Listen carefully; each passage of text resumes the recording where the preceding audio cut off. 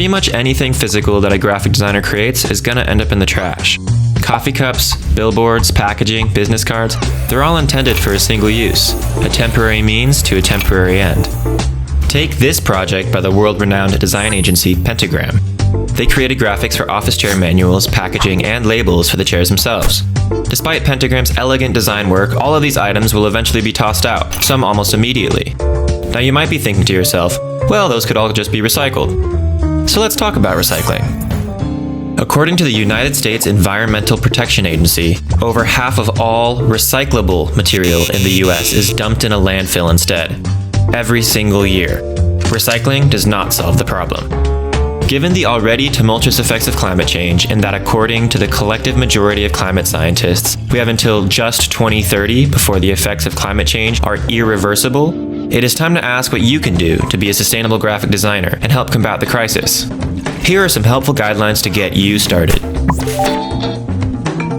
Choosing materials that have already gone through the recycling process sidesteps the ethical dilemma of relying on new material production and helps support the economy for manufacturing recycled products.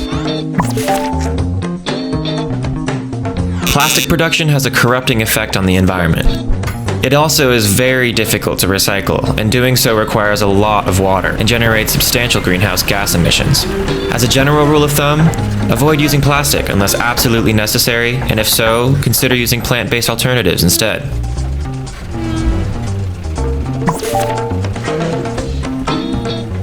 Ask yourself, where and how are these materials being sourced? How can I extend the lifetime of this item? What pieces can realistically be reused afterwards? This may seem like an intimidating list to follow, but don't get overwhelmed feeling like you have to do everything. What's most important is that we collectively try to design sustainably and lessen the overall impact that graphic design has on our environment. A single person becoming the perfect sustainable designer does us no good, but a global community of designers striving to improve, that's what will really change things for the better.